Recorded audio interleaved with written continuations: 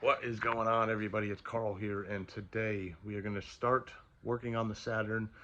Um, I have a frozen strut on the one side, and now that it's warmed up a little bit outside, it's not as frozen, I should say.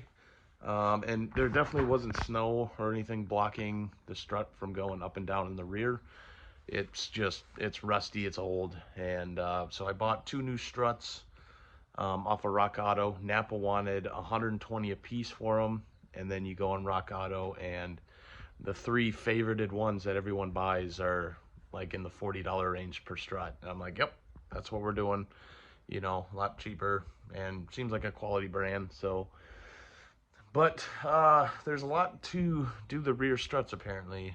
Got to take pretty much the back interior off to get to the nuts that where the strut bolts in, and then we got to take wheels off, obviously, and hopefully get those lower two nuts off the knuckles. But we'll see how hard it is, and hopefully the cars should ride pretty good now that we got the fronts replaced already, and now we're doing the rears. So this is the current state of the Saturn. So I got most of the interior panels off. Now we just got to do the back panel here, which is just like a piece of fabric, but there's some clips, and then we do have to take off the speaker grills, and then everything can come off, and then literally the three nuts should be right there. I don't think I can get to those without this being in the way, so let me get all that off, and then we'll see where we're at after that. All right, so I got the back panel off, and it was definitely a lot harder to get it off. Last time I had to, when I was able to take it off, the back window was smashed out, so it was easier to pull it out this way than it is that way. And then I ended up breaking the two back clips, which, I mean, they were old and brittle, and that's all right. I think I got some black ones that are like textured that will fit in there just fine. I mean, I don't really care about the color that much anyways, but we got it off, and yep, right there's the three nuts on this side for that strut, and then on this side, same thing, except I do remember it being a little more crustier over here. So this will be interesting to get off, especially that one that's right there. That thing looks disgusting, so we'll find out. But now we can shut the doors for now, and we'll get the car and jack stands in the back, get the wheels off, and see how hard it is to get these struts off. So I got the wheels off, got the car and jack stands, and my first impressions seems like there's a lot of room to get at these bolts, and I don't think up top should be that bad, except that one, but we'll see. But I think this should be a pretty straightforward, you know, unbolt and then install the new ones. But we'll see. I'm not really sure yet. So I got the old strut out, and to be honest, it took 5 minutes to take out. It was very easy. At least those bolts cracked very easily, and then even the top ones, they weren't really rusted on or anything. But anyways, we got the new strut here, and I gotta say, this is kind of a good looking strut. They got a lot of extra stuff, and I'm all about it. It does look pretty high quality, so I'm fairly impressed. I mean, for $40, it's, you know, I don't even think Napa struts would have looked this good, but looks like a solid unit. And I can see why it was favorited on Rock Auto, but this is the brand. It's FCS Auto Parts.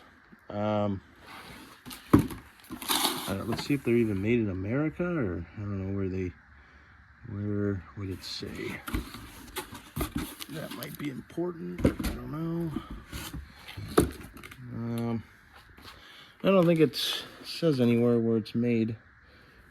Probably from China, but who knows. But yeah, so I'm gonna get this one kind of just sitting up in there, roughly bolted in, and then we can do the other side, do the same thing, and then we can tighten everything all together so nothing gets forgotten about. So I got the new strut in. Nothing's torqued down yet or anything, but we'll do the other side first, and then we'll come back, torque this side, torque that side, put everything back together. It was a little difficult getting the knuckle lined up to where it'll slide in. It's such a tight fit. Once you take the strut off, everything, you know, the knuckle wants to go that way because all the suspension, you know, with the control arm up here and then the two trailing arms on the other, you know, going to the middle of the car, the suspension travel is like this, right? So the more you bend this down to get clearance, the more the top of the knuckle here goes like this, but the strut is sitting straight. So, you know, it's a little pain in the ass, but for right now we got it in. And other side should probably be the same difficulty. Shouldn't be, you know, it's not rocket science, so I don't know. But yep, let's start on the other side and see what happens. All right, so I got the other side all put together, and I torqued the strut to knuckle bolts to 65 foot-pounds. I tried looking up where, or like try to find some torque specs online, but there is just nothing out there. You know, since SaturnFans.org got deleted, now they have Saturn forums, but not a lot of people really post on there and know about it yet, so there's like no info.